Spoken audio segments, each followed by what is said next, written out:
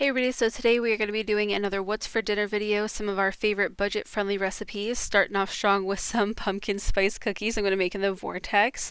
Alongside that, I am also going to be making some French bread veggie pizzas. So I got a couple loaves of French bread from Walmart, along with our favorite pizza sauce. We've tried several, but we always come back to this one.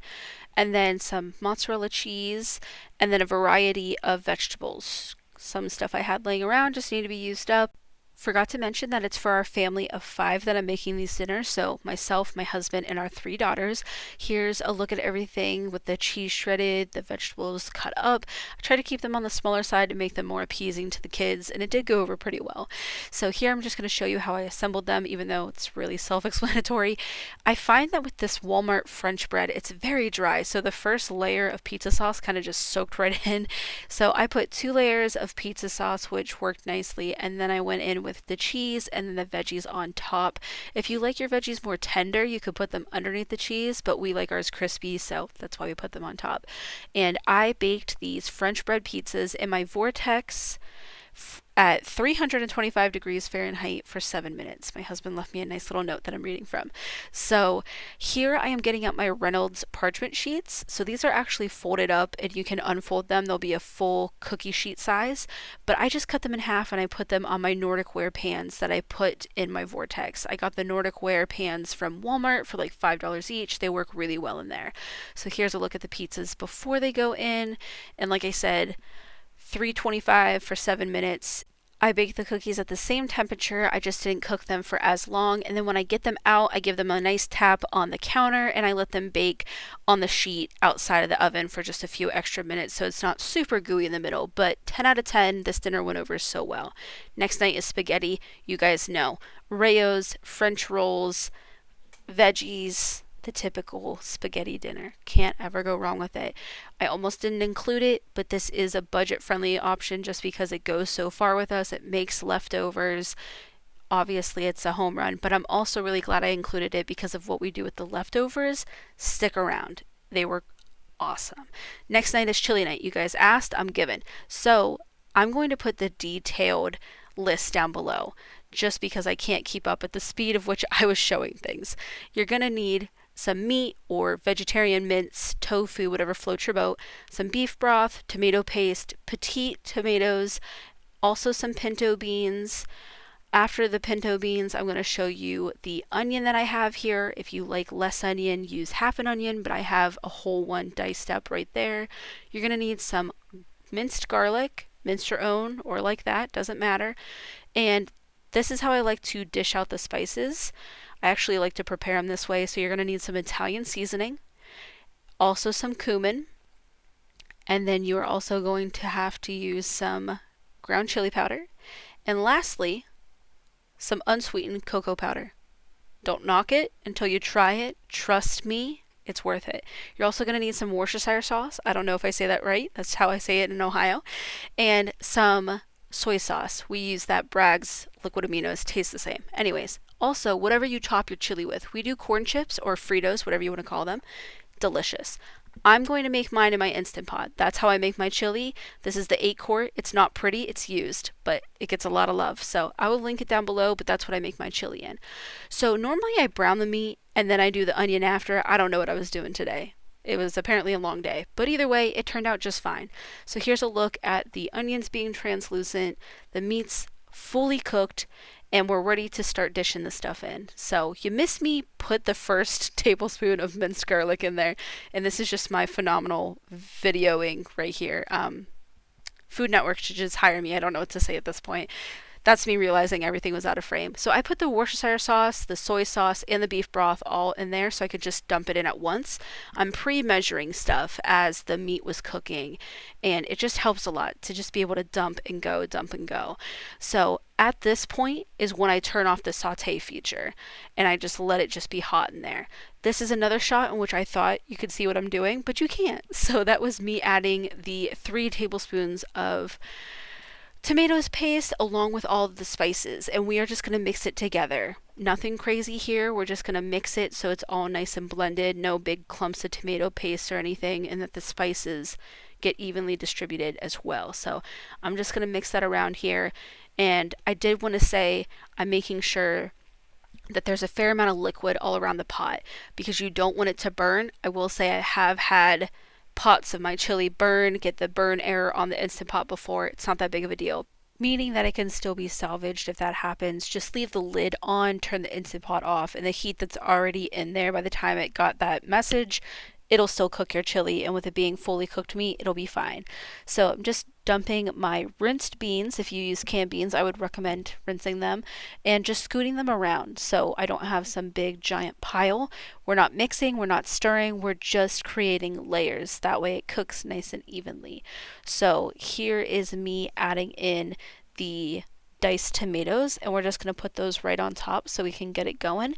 But you can easily swap this stuff out to be vegetarian or vegan, whether it's replacing the meat with a vegetarian mince or a tofu, the beef broth with vegetable broth. You can make adjustments however you would like.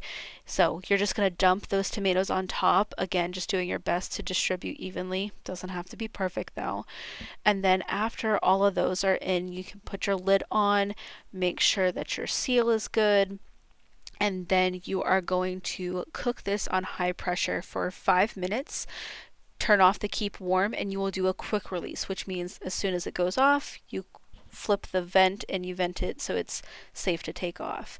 And then this is what the chili is going to look like. You're going to definitely want to give it a mix here, obviously, and I would recommend getting it to bowls ASAP. It is super, super hot from the Instant Pot, so let this sit out on your counter for a bit to cool off. It is extremely too hot to eat right now, so this will sit out on our counter for probably 15-20 minutes.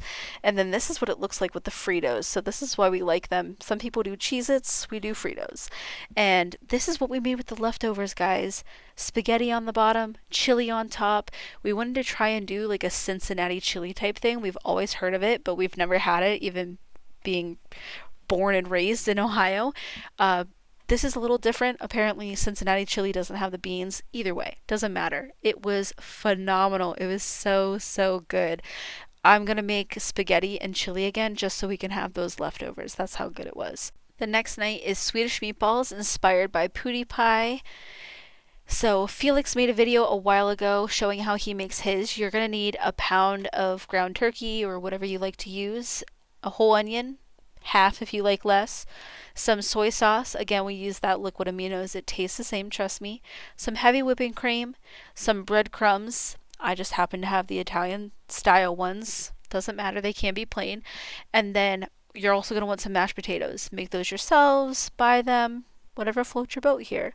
So this is inspired by Felix lives in Europe, I live in the States. I can't get all the ingredients that he has, so I've just adapted it over time, and this is what I do. So here's my cubed up peeled potatoes and 2 cups of water. I did 2 cups because I had so many potatoes. Just making sure that the vent is nice and sealed on the Instant Pot, and I'm going to cook these on high pressure for 8 minutes. Only 8 just because of how many potatoes I had in there. And then here's a look at the onion in my cast iron skillet with a little bit of oil. And the transition here is really subtle, but this is the color that you're looking for. A little golden, mostly translucent. Take those off the burner, set them aside. Let them just sit in the pan for a bit. So here we have our meat. You can use whatever you want as a replacement. And we're going to go back and forth with the breadcrumbs and the heavy whipping cream. I have tried to get measurements for you guys to make this exact. However, it never turns out good. So for that reason, I'm just going to ask that you trust me. It's a consistency that you're going for. So you always want to start off with less. You can always add more.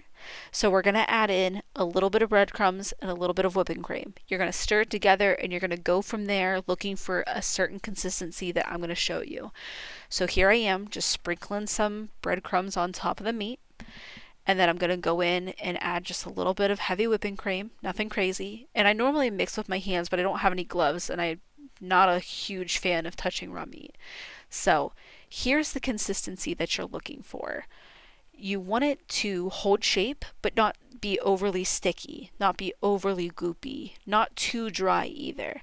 So you're going to take those onions that have been cooling, and you're going to add those in. Yes, it is a lot of onions, but I like it that way. You definitely need some because they are a huge player with flavor here.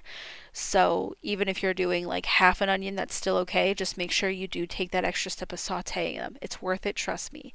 Again, here's just a look at the consistency. It's not sticking to my spoon, it can hold shape.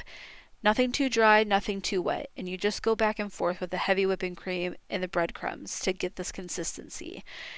It takes some work, but trust me, it's worth it. I was scared making it the first time after watching Felix's video too, but you get the hang of it.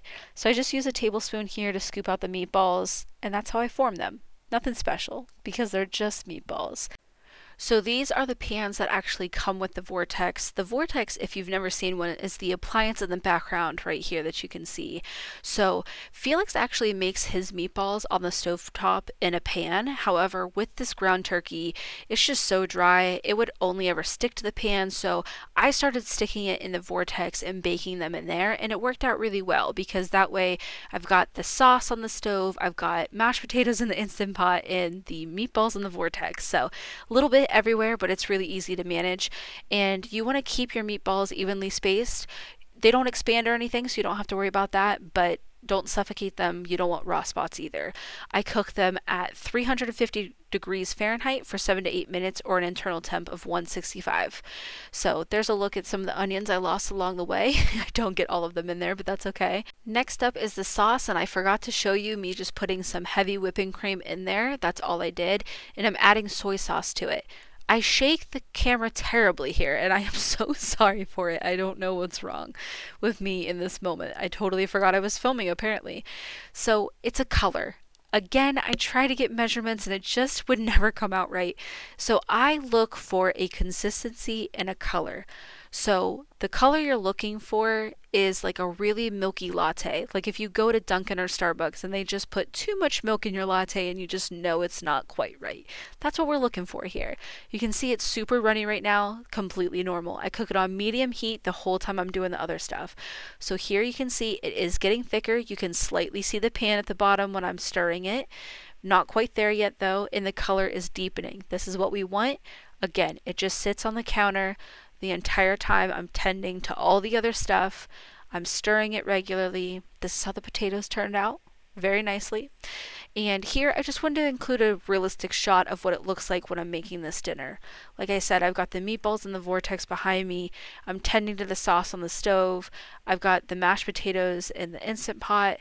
So I'm just stirring it occasionally. There's going to be a little bit of a film on top because it is heavy whipping cream. Mix it in. It's just fine. So it's just about revisiting that sauce every once in a while and stirring it. And here's a look at the kids' plates. I did give them peanut butter and jellies because I had a feeling that they were going to revolt tonight, and I was right. They told me that they did not like them, except for Lexi, who ate hers all. But they've had them before and said they loved them, so, you know. That's how kids go. Here's a look at the consistency. When I'm scraping it, you can decently see the pan. That's how you know it's thicker. And that color has now reached like a medium of where we were. So not too dark, not too light, and I also taste it. I take a done meatball and I'll make sure it's the right flavor that we like. You can make it as salty or not salty as you would like. And with my mashed potatoes, I just use a little bit of milk, butter, and salt. That's how my family has always made them, so I keep it pretty simple with that. Guys, if there is one thing you make, let it be this. It's 1000% worth being out of your comfort zone with not having exact measurements because it turns out so good. Last night is grilled cheese and tomato soup. Need I say more? I know a lot of these dinners weren't exactly the healthiest or even the cheapest that you can go. That's not what it's about. It's about us sharing our favorite budget-friendly meals for when we're on a strict grocery budget. So I hope you guys got some inspiration. If you guys enjoyed the video, make sure to give it a thumbs up. And as always, thanks for watching.